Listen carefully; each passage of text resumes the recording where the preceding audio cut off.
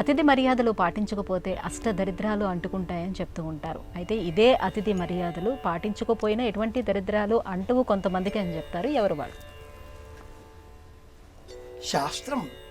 శాస్త్రంగా చెప్పినప్పుడు ఏతదను శాసనం ఏవముపాసితవ్యం ఏవము చైతదుపాస్యం నిక్కచ్చిగా ప్రభు సంహితంగా చెప్పినప్పటికీ మళ్ళీ విని వెంటనే ఏవైనా అనివార్య కారణాల చేత కుదరని ఎడలా ఇలా కూడా ఉండండి అంటూ చెబుతుంది.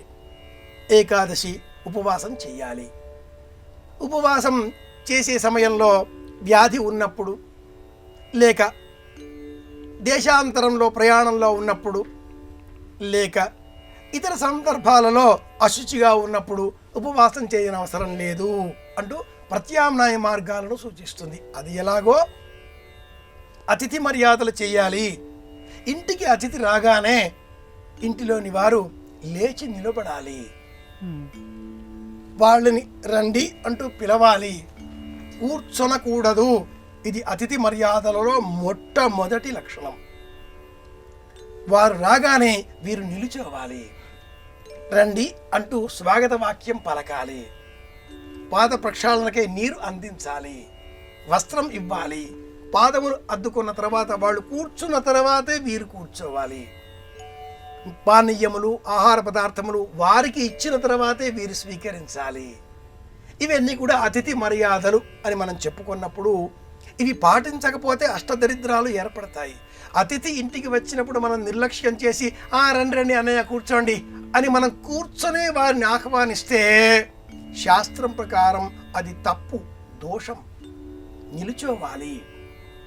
కానీ గర్భిణీ స్త్రీ, వృద్ధులు, రోగులు ఈ ముగ్గురికి ధర్మశాస్త్రం మినహాయింపును సూచించింది.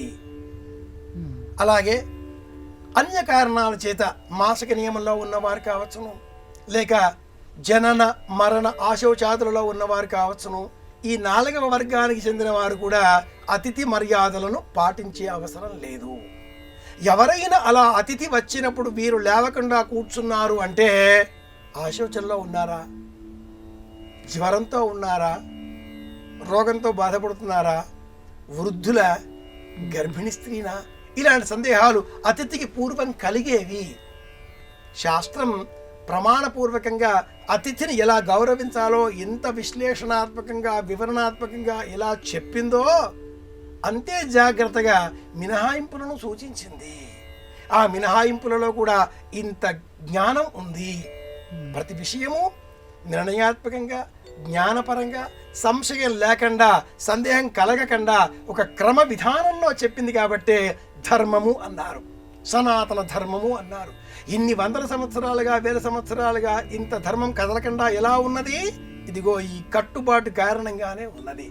అతిథి మర్యాదలు తప్పక పాటించాలి, ఆచరించాలి. ఈనాటి కాలంలో మా ఇంటికి వచ్చారు మాకేం తెచ్చారు, మీ ఇంటికి వచ్చాం మాకేమిస్తారు అనేటటువంటి ఆలోచనలు అందరిలో పెరుగుతున్నాయి. బంధువులు దూరంగా వెళ్ళిపోయి మైక్రో ఫ్యామిలీస్ పెరుగుతున్నాయి. నేను, నా భర్త, నేను, నా ఇల్లాలు, నా పిల్లలు అనే చిన్న చిన్న వృత్తాలు పెరుగుతున్నాయి.